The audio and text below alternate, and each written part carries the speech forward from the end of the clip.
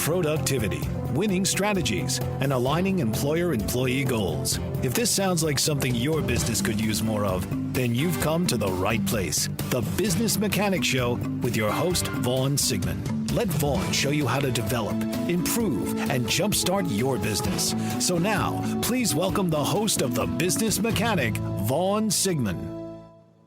Welcome to the Business Mechanic Show. This is your host, Vaughn Sigmund, co-founder of Results Driven Leadership, where we fix your people problems. Today's show, really excited about this. I really dug into this. I had a fun time putting the research into this and getting it together for you. It's on a topic I think you will enjoy around implied expectations in leadership.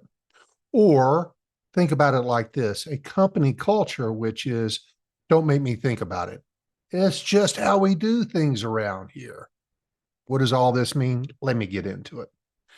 Let me get it straight with you. When I say implied expectations, I'm not trying to make you envision a mystical corporate aura that you need some special goggles to see.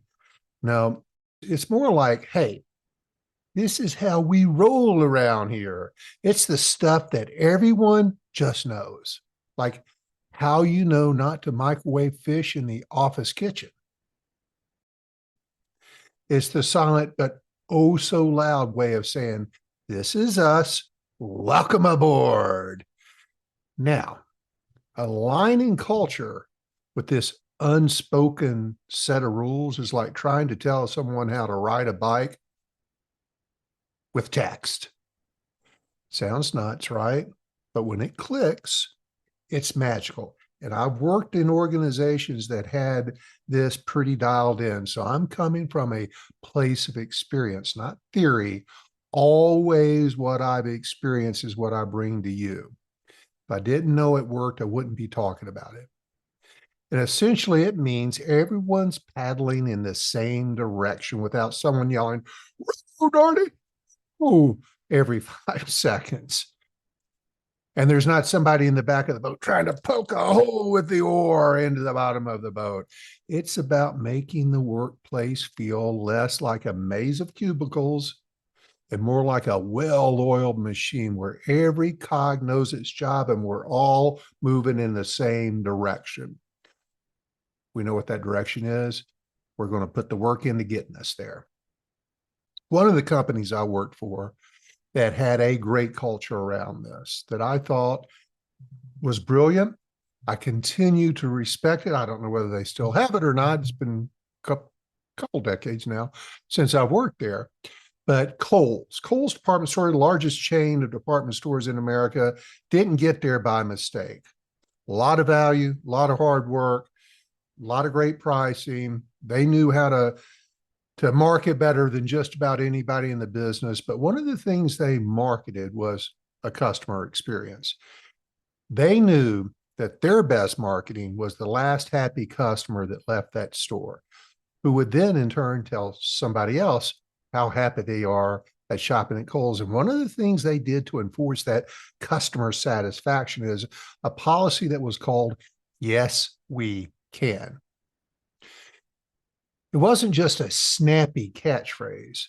It was their way of saying, we trust you, dear employee, not to turn a simple price check into World War III.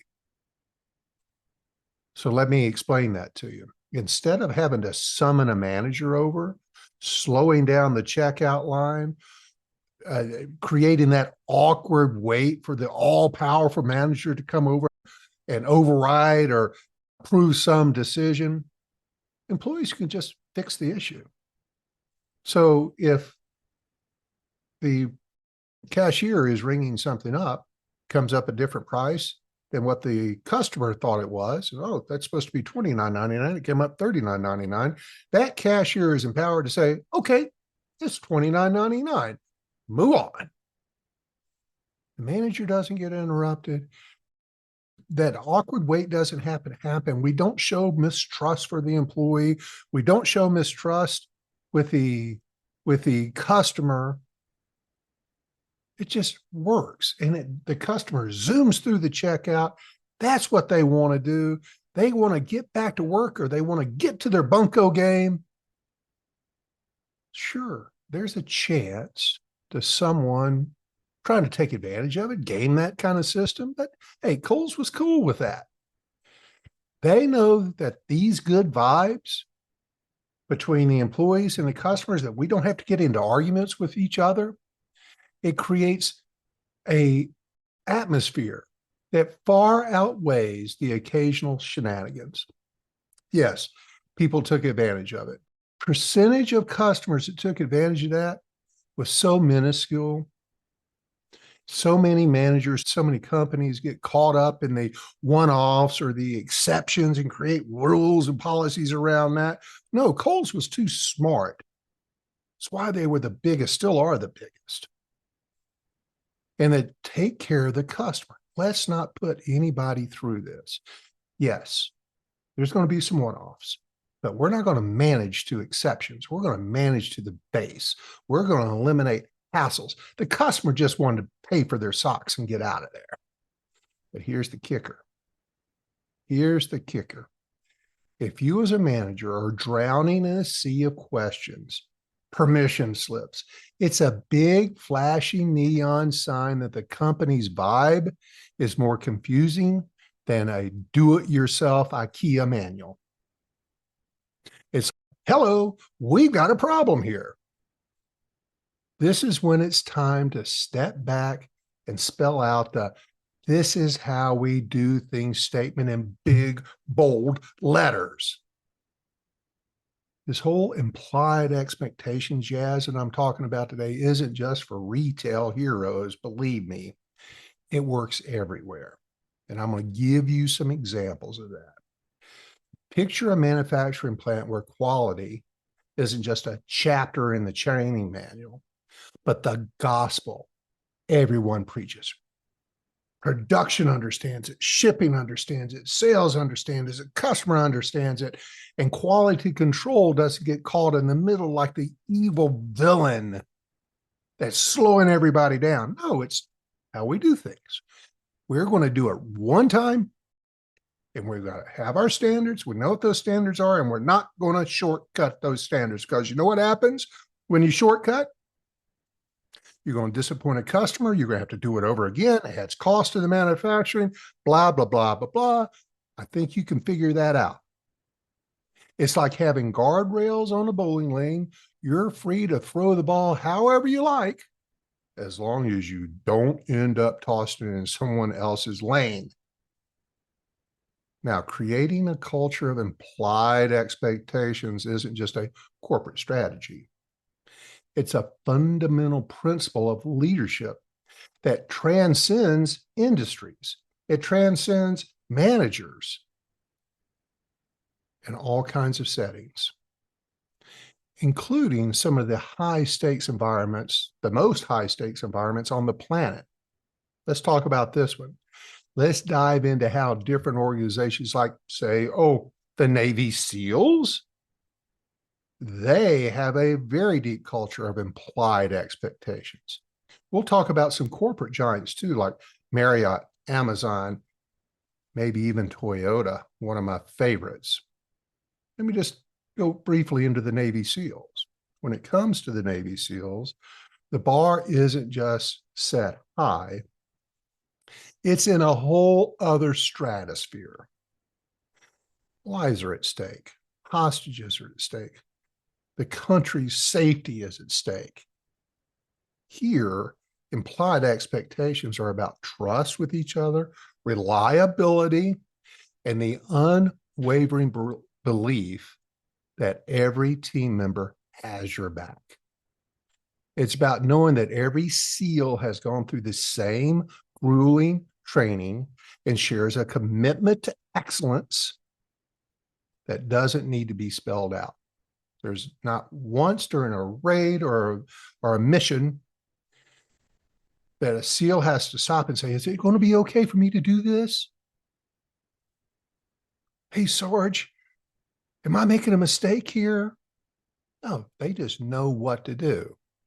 The expectation of putting the mission and the team above oneself is so ingrained that it becomes second nature. They don't have to think about what they have to do. They just do it. And that guides a decision making in the heat of the moment under high levels of stress without even a second thought. That's an extreme example. Let's talk about maybe a more common example that you can relate to personally. Marriott's culture is built on the idea that taking care of employees means that they'll take care of the guest. And this philosophy trickles down into every interaction. Marriott, by the way, has been a Fortune 100 best places to work for decades. They've got a great cultures that employees love, and they stay around. Now, the implied expectation around their guest services, taking care of their guest, that expectation is here so that every employee, regardless of their role, is part of creating a welcoming and caring environment for guests. The ethos is so embedded in Marriott's culture that employees go above and beyond without being asked. They anticipate guest needs. When a guest needs something, they take care of it. They're proactive about knowing what the guests need. They make every guest feel valued and taken care of. And I know this personally. I'm a lifetime titanium member of Marriott's awards program. And I've spent over 2,000 nights. I know you can feel sorry for me. 2,000 nights in Marriott hotels. Why? Because I knew exactly what I was going to get, no matter whether I was in Tampa, Topeka, or Timbuktu. And I was willing to pay more for that. And I was willing to stay loyal to that because I think one time in 40 years, did I have a bad experience in a Marriott. They always took care of me. How do they do that in thousands of locations? Implied expectations. They just know that we're going to take care of the guests. That's how they're trained. That's how they're onboarded. That's how they're supported. And never once at Kohl's, never once at Marriott did anybody ever get in trouble for taking care of a guest. Even if they stepped over the line a little bit, they took care of the guest. Geico. You ever done business with them? The gecko's promise. At Geico, that friendly gecko isn't just a mascot. It's a symbol of the company's commitment to service and efficiency. The implied expectation among the employees there is to make insurance as straightforward and accessible as possible. And this means cutting through the jargon, simplifying processes, and ensuring that getting help feels as easy as asking a friend for advice. Every employee is empowered to take initiative, solve problems, be creative, and ensure customer satisfaction, all in the spirit of the gecko's promise of simplicity and friendliness. Amazon.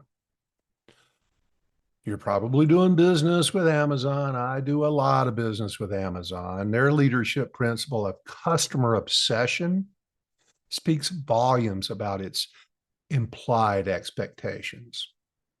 Employees are expected to start with the customer and work backwards, ensuring that every decision, every product, every innovation enhances that customer's experience. They have a relentless focus on the customer, and it's so ingrained in Amazon's ethos that it influences everything from product development to delivery logistics, ensuring that meeting and exceeding customer expectations is always the priority. Why are they one of the biggest businesses on the planet? They own their customers because of this implied expectation. I never have to worry about whether that box is going to show up at my door. If it's not something I want, it's very simple to send it back. They make it as easy as falling off a log. Now, my favorite I think is the paramount of implied expectations is this little company called Toyota. And theirs is the continuous improvement drive. So let's talk about them for a sec. And no, it's not just about their cars. They make great cars. They year after year for as long as I can remember at the top of the quality list in the eyes of the customer. Let's dive into their playbook and you'll find out it's less about nuts and bolts and more about a mindset that's revolutionary. And it's amazing it doesn't get copied more often. Just amazing that their competition has never been able to pull this off. See, they've got this thing that's called the Toyota Production System, TPS. Yeah, that sounds really official. But at its heart, it's all about keeping things simple with a big dash of common sense. They live by Kaizen. I've always said Kaizen. Maybe I'm wrong. For 20 plus years, I've said it, which is a fancy way of saying make things better bit by bit, continuous improvement. Or and Genshi Genbutsu, which is essentially go check it out yourself, go and see. Manage by walking around. If there's a problem, go look at it. You can't manage from a desk. Now, here's the cool part. At Toyota, it doesn't matter if you're the one holding the wrench or the one in the big office. Everyone's expected to roll up their sleeves and dive into the nitty-gritty of problem solving. It's like they're all part of this big brainy club where the mission is to make everything smoother, smarter, far less wasteful. See, when companies start talking about cutting cost, that's a problem. See, at Toyota, it's about cutting waste. They find where they're wasting time, wasting material, having redos. You can't create a problem. You can't pass a problem. You can't ship a problem. That's how you get in trouble there. It's not some earth-shattering revolution. It's just about those tiny tweaks and tunes that up to a big win over time. Toyota meets with their production teams every single day to debrief on how the day went. What can we do better? And get this, anytime during any course of the day in any Toyota facility, if someone spots a hiccup on the line, they don't just whistle past it because they can't pass. They can't create a problem, a defect. They can't pass a defect. They can't just whistle past it. They slam the big red button and say, hold up.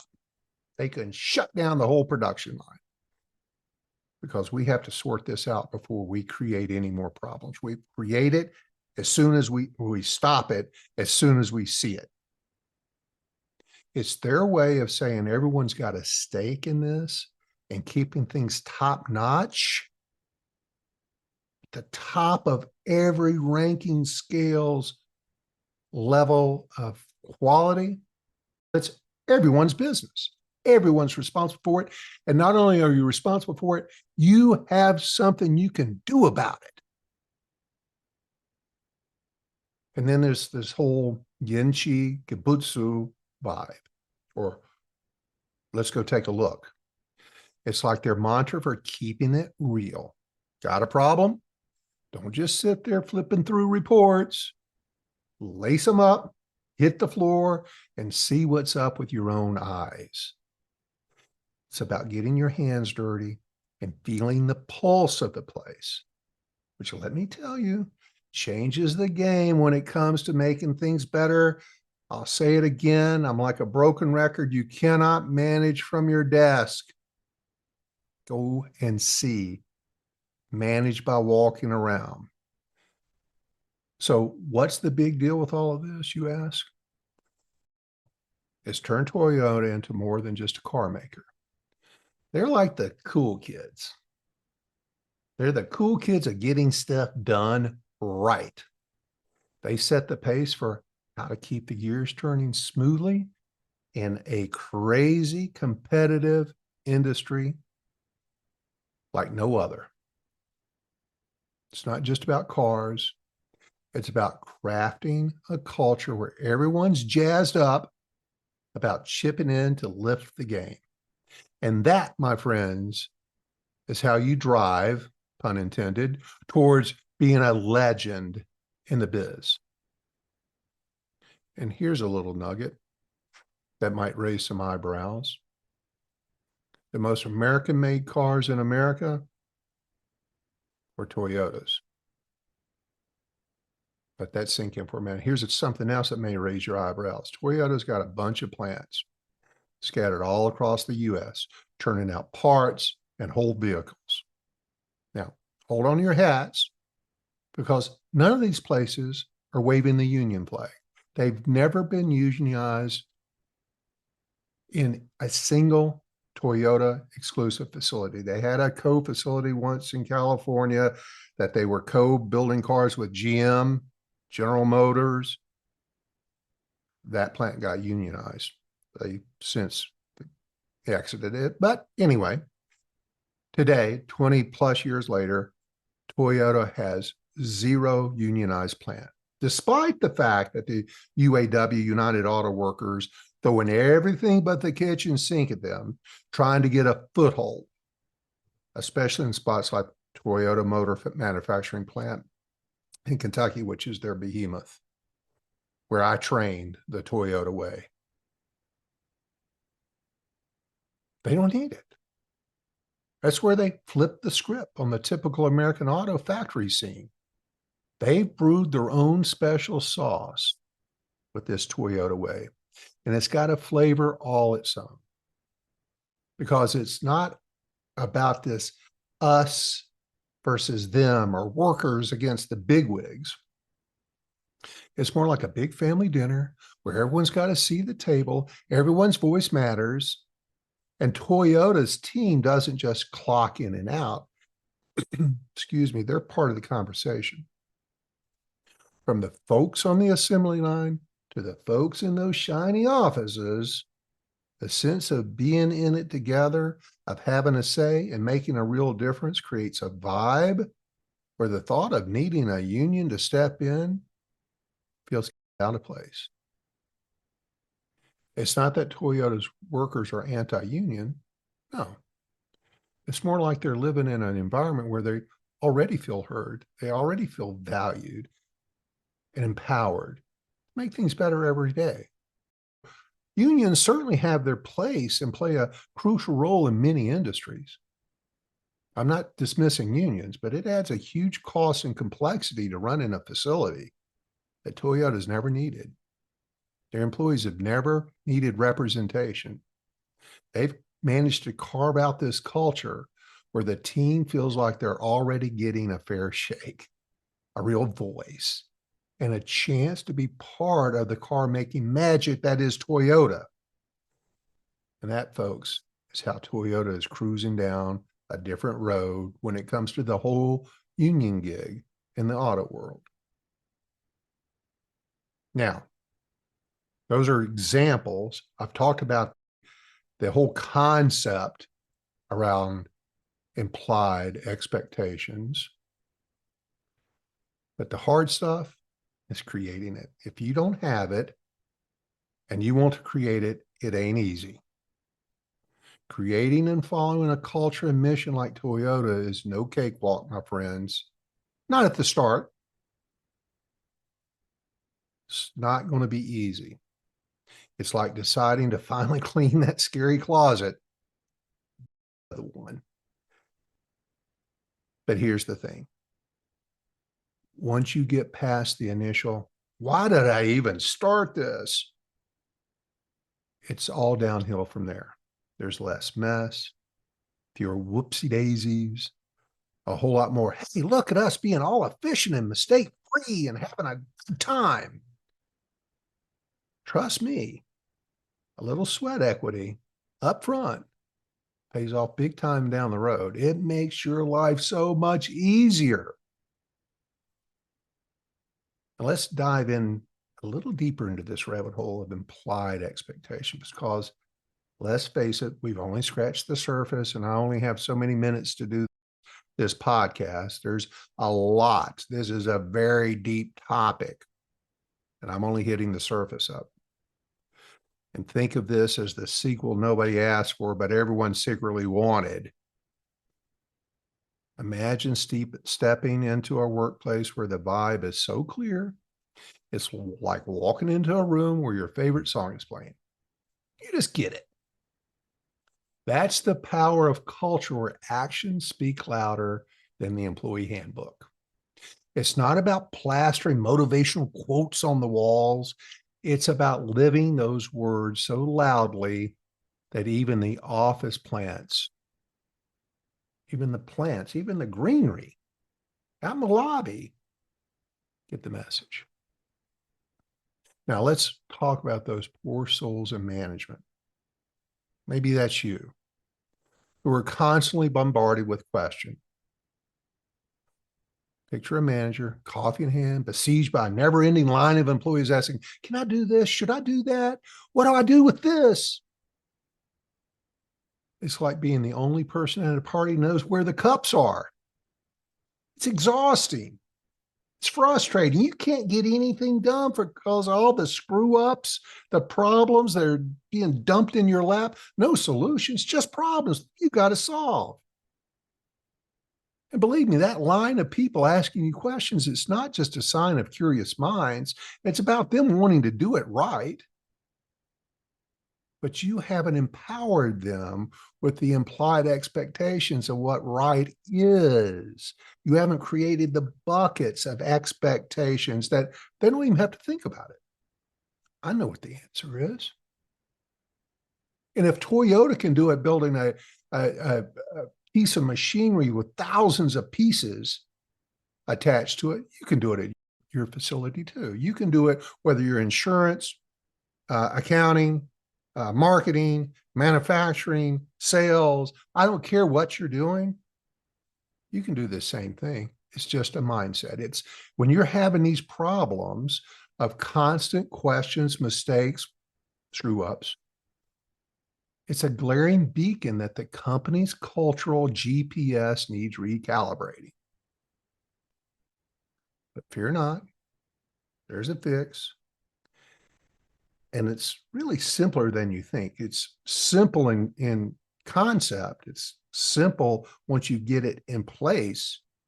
And trust me, I've worked in a place where it was like this. I led a team of 3,000 people that was like this, but I was a part of a bigger team of 20 plus thousand people that it was like this. It's about turning those implied expectations into the company's heartbeat. It's ensuring that every decision from the C-suite to the intern pulses with the rhythm of this is how we do it.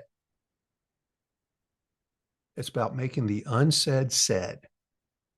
Not in a memo. You can't legislate this. So you don't just send out a memo and say, starting as of. Nobody reads those memos anyway. You do it through actions, and actions that everyone notices. Circle back to Kohl's for a second. Their yes, we can attitude isn't just about making customers happy. It's a masterclass in empowering employees. It's telling them, we trust your judgment. And yes, there may be a few who take advantage of this, but that's a small price to pay for the mountain of goodwill it builds. It's like giving someone a key to your house. You're saying, I trust you to not throw a party. And granting that trust breeds a culture where employees aren't just cogs in a machine, they're co-pilots. In order to gain trust, you have to grant trust. In order to gain respect, you have to give respect. And when you got a plane full of co-pilots, flying becomes a whole lot smoother. Managers aren't bogged down with micromanaging because everyone knows the flight plan. There's less thinking. We just know what to do. It's about giving employees the map and saying, you know the destination. I trust you'll get there. And here's where the magic happens. When employees, your employees, feel empowered, engagement skyrockets. Workplace happiness skyrockets. It's like giving them a cheat code to job satisfaction. Suddenly, the workplace becomes a place of possibility, innovation, and dare I say, joy. It's the difference between dragging yourself to work and sprinting to the office because you can't wait to see what the day holds. Let's not get too story-eyed here. This isn't a fairy tale. It's real life. It requires work and planning and meetings and buy-in, collaboration. It means leaders need to lead by example, walk the talk so loudly that it drowns out any doubts. It's about clarity, consistency, and back to what I said previously, a whole lot of trust. So if you find yourself in a leadership position, now I'm the boss, I've been put into this management role, ask yourself, is my team clear on how we do things around here? Are they clear on that part? Is my involvement in their day-to-day dispensable? Do they really need me? Are they able to operate without me around? Do they do the right thing even when I'm not watching? And if the answer to anything, if you can answer to any of those with anything but a resounding yes, it's time for some introspection and action. You got to remember, a workplace where everyone's in sync, it's not just a pipe dream. I'm telling you, I've lived it. It's a goal worth striving for. It makes life amazing. And here's the best part. When you get this right, managing becomes less about herding cats. I know you said it, or running an adult daycare center. Some of you said that. It's more about leading a parade. It's empowering, freeing, and dare I say, a little bit of fun. Employees feel like they got the reins, and managers aren't stuck playing the role of the bad guy who always has to say no or have to give permission on things. But, and this is a big but, if the ship starts to feel like it's steering itself into stormy waters, with employees constantly look around like lost tourists, it's time for a little powwow. Continuous improvement. Get it before it gets off the rails. It's about reinforcing those invisible lines that say, here is how we nail it every time. Make sure everybody's got that memo. So in a nutshell, implied expectations are the secret sauce to a workplace that's less, what the heck am I supposed to do? And more, got it, boss. It's about creating a vibe where everyone's in sync. The air is filled with high fives. And the biggest worry is whether there's enough coffee for a second cup. And who wouldn't want a place like that? Well, that's a wrap on another episode of the Business Mechanic Show. If today's content resonates with you, then you're going to love what we have to offer. From performance coaching designed to enhance your potential, to executive coaching that guides leaders to steer their ships towards greater success.